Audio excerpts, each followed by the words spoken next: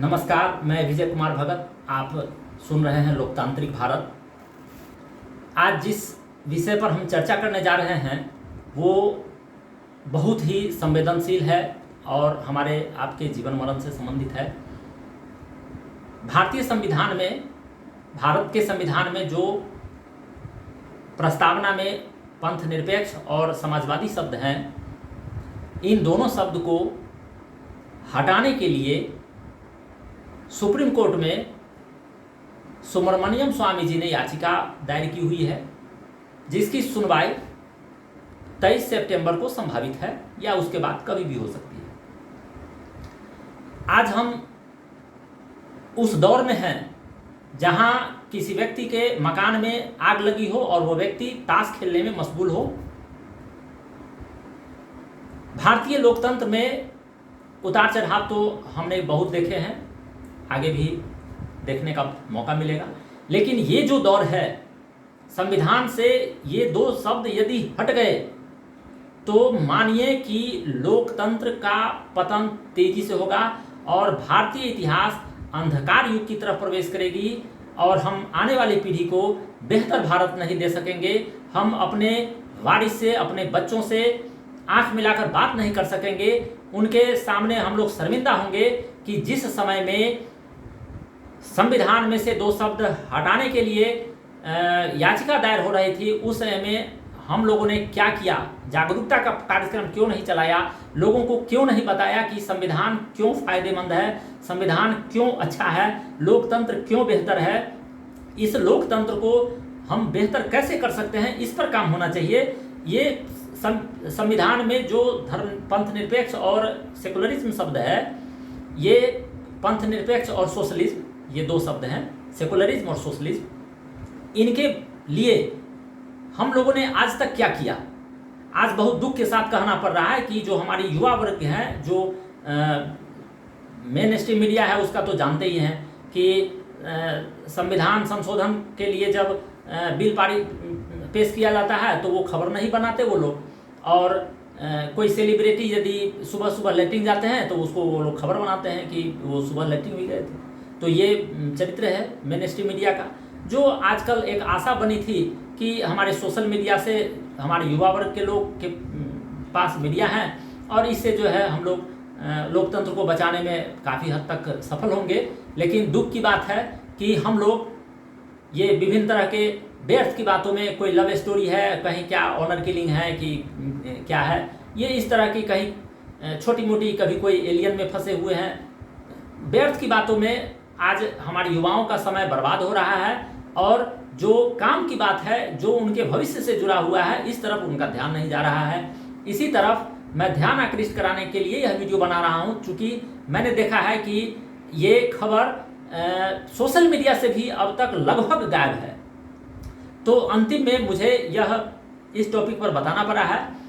ये जो संविधान संशोधन के लिए जो याचिका पड़ी है, उस याचिका करने वालों का तर्क है। ये याचिका बता देना जरूरी है कि इंदिरा गांधी सरकार ने 42वां संविधान संशोधन में प्रियम्बल में, प्रस्तावना में पंथ निरपेक्ष और समाजवादी शब्द जोड़ा 1976 ईस्वी में। उसे अब ये लोग जो हटाना चाहते हैं संविधान में से इन दोनों शब्दों को, इन लोगों का दलील है कि संविधान में से जो संविधान का मूल ढांचा है, जो जिसे संविधान की आत्मा कहते हैं, उसमें किसी तरह का छेड़छाड़ संभव नहीं है, किसी भी तरह का छेड़छाड़ की अनुमति नहीं है।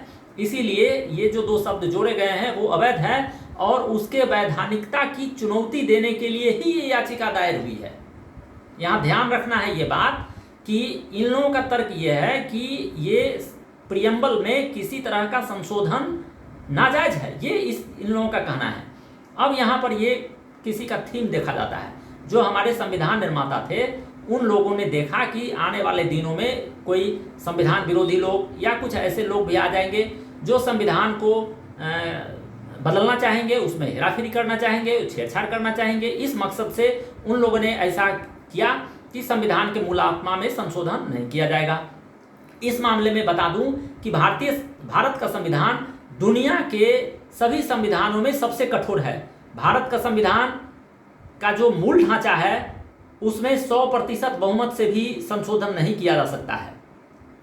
तो इसमें ये जो संशोधन किया गया था 42वां संशोधन, उसके वैधानिकता को चुनौती देने वाली ये याचिका है। इसमें हम लोगों को ये समझना है कि संविधान का जो मूल ढांचा है वो धर्मनिरपेक्ष और समाजवादी पहले से है। भारतीय संविधान क्या, मैं भारतीय समाज की बात कर रहा हूं। भारतीय समाज तक, भारतीय समाज का स्वरूप धर्मनिरपेक्ष है, भारतीय समाज का स्वरूप समाजवादी है। साई इतना दीजिए जामे कुटुंब समाय, ये समाजवाद नहीं तो क्या है। वसुधैव कुटुंबकम, ये धर्मनिरपेक्ष नहीं है तो क्या है। तो भारतीय समाज का जो स्वरूप है उसी के अनुकूल हमारा संविधान बनी। उस संविधान में पंथ निरपेक्ष का सारा है, बहुत सारे आर्टिकल हैं, बार बार समानता की चर्चा है, बार बार जो है से बिना किसी भेदभाव के धर्म, लिंग, नस्ल, जाति के आधार पर किसी भी तरह का किसी अवसर में असमानता की बात नहीं है, सबको समान अवसर देने की बात है, बार बार इस बात की चर्चा है। तो हमारे संविधान का जो स्वरूप है वो धर्मनिरपेक्ष पहले से है। ऐसा नहीं है कि भारतीय संविधान का स्वरूप 42वां संशोधन में इंदिरा गांधी ने भारत को सेकुलर राष्ट्र बनाया। भारतीय समाज, भारत की संस्कृति, भारत का लोकतंत्र और उसके अनुकूल भारत का संविधान धर्मनिरपेक्ष है, लोकतांत्रिक है और समाजवादी है, पहले से है। जब ये संविधान लिखाया उस समय से है। उसमें जो धर्मनिरपेक्षता की जो भारत की जो आत्मा है, उस आत्मा को मजबूत करने के लिए, उसको दृढ़ करने के लिए, उसको आने वाले खतरों से बचाने के लिए प्रियम्बल में सेकुलरिज्म और सोशलिज्म शब्द जोड़े गए थे। इसको हमेशा याद रखिएगा। यही मैं आज कहना चाह रहा हूं कि 42वें संशोधन के द्वारा भारतीय संविधान, भारत के संविधान में भारत की आत्मा को, संविधान की आत्मा को मजबूत किया गया था और इसीलिए वो संविधान संशोधन जायज है। इसलिए जायज है कि संविधान के मूल ढांचा में परिवर्तन नहीं हो रहा है, उससे मूल ढांचा में संशोधन नहीं हो रहा है, मूल ढांचा में छेड़छाड़ नहीं हो रहा है। जो संविधान की आत्मा है उसको कमजोर नहीं किया जा रहा है। संविधान में धर्मनिरपेक्ष और समाजवाद शब्द जोड़ करके संविधान को मजबूत करने का काम हुआ है। उस पर आज खतरा मंडरा रहा है। खतरा इसलिए मंडरा रहा है कि कुछ लोग, अब कहाँ से वो क्या है, कहाँ से गाइड हो रहे हैं, ये सब बात तो मैं अभी बोलने के पक्ष में नहीं हूँ, बोलना भी ठीक नहीं है। लेकिन जो भी लोग संविधान को, संविधान में से जो ये दो शब्द हटाना चाहते हैं, उनसे मैं ये कहना चाहूँगा कि वो इतिहास की दिशा को पीछे ले जाना चाहते हैं, इतिहास की दिशा को अंधकार में ले जाना चाहते हैं। दुनिया में जितने भी तरह के देश हैं उनमें जो भी विकसित देश हैं वो सभी धर्मनिरपेक्ष राष्ट्र हैं और जहाँ भी धर्म और राष्ट्र का गठजोड़ हुआ उस राष्ट्र का विकास अवरुद्ध हो जाता है, विकास नीचा चला जाता है और अंतर्राष्ट्रीय समुदाय में भी उस देश की महत्ता घट जाती है, सम्मान घट जाता है। आज जितने भी विकसित राष्ट्र हैं वो सभी गर्व के साथ कहते हैं कि हम एक धार्मिक स्टेट, धर्मनिरपेक्ष स्टेट है, सेकुलर स्टेट है और उनका विश्व समुदाय में ज़्यादा सम्मान है। और जो भी धर्म से जकड़े हुए हैं वो जकड़े रह जाते हैं और सभ्यता के दौर में वो पीछे चले जाते हैं। इसीलिए मैं समाज से, आपसे यह अपील करता हूँ, गुजारिश करता हूँ कि इस लोकतांत्रिक भारत को मजबूत करने के लिए जो हमारे संविधान में धर्मनिरपेक्ष, पंथ निरपेक्ष शब्द है लिखित, स्वरूप वही है, धर्मनिरपेक्ष कहें, पंथ निरपेक्ष कहें, जहाँ विवाद होगा वहाँ पंथ निरपेक्ष कहना है, लेकिन वो कहने के लिए है। तो जो हमारे संविधान का जो स्वरूप जो है सेकुलर है, धर्मनिरपेक्ष है, सभी धर्मों का सम्मान है। भारत में तो एक दो धर्म के लोग हैं नहीं, भारत में विभिन्न धर्मों के लोग हैं, विविधता की में एकता की संस्कृति है। तो आज धर्मनिरपेक्ष शब्द हटाया जा रहा है। आज यदि धर्मनिरपेक्ष शब्द हटाने पर चर्चा हो रही है और हमारे लोगों को इस बात की जानकारी नहीं है, इस बात की, इस खतरे से वो लोग अवगत नहीं हैं, तो इन खतरों से अवगत कराना हमारा काम है।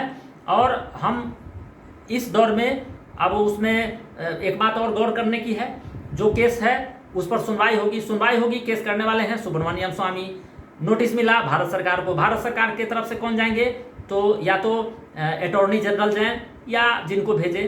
तो कुल मिलाकर ये स्थिति देखने को मिल रहा है कि ये जो पक्षकार हैं सुप्रीम कोर्ट हैं, सुप्रीम कोर्ट का क्या स्थिति है यह भी किसी से छिपी हुई बात नहीं है। तो सुप्रीम कोर्ट है, सुप्रीम कोर्ट मामला देखेगी। दो पक्ष हैं उसमें, एक पक्ष सुब्रमण्यम स्वामी है, एक पक्ष भारत सरकार है। सुब्रमण्यम स्वामी भाजपा के सांसद हैं, सरकार में अटॉर्नी जनरल है, वो भी कोई संवैधानिक पद नहीं है, वो पॉलिटिकल पद है, सरकार बदलने के साथ वकील बदल जाते हैं। तो यहाँ आज मैं इस मुद्दे पर आपसे यह आशा करता हूँ कि धर्मनिरपेक्षता को समझें और धर्मनिरपेक्ष राष्ट्र को बचाने के लिए ज़्यादा से ज़्यादा जागरूकता फैलाएं। चूँकि इधर यह भी देखने को मिला है कि बहुत सारे फैसले जनहित को देखकर, मतलब बहुमत को देखकर भी होने लगे हैं। विगत कुछ दिनों से बहुत सारे फैसले जो बहुमत जहां ये न्याय नहीं देखा जाता, संविधान नहीं देखा जाता, वहां सिर्फ बहुमत देखा जाता है।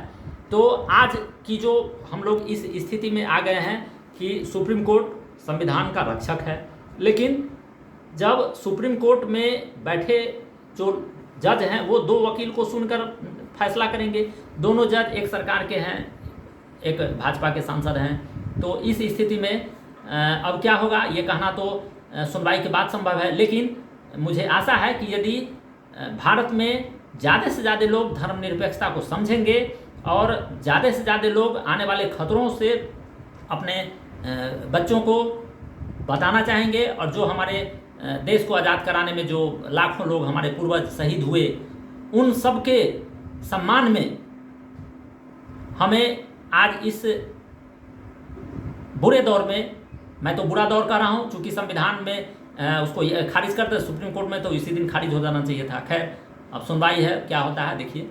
तो इस बात को ज़्यादा से ज़्यादा आप लोग समझिए, और यदि हम लोग धर्मनिरपेक्ष और समाजवादी शब्द को नहीं बचा पाते हैं तो समझिए कि हम लोगों को जीने का कोई अधिकार नहीं रहेगा, शर्म से हम लोगों को डूब मरना पड़ेगा। आपने ध्यान से सुना, इसके लिए धन्यवाद।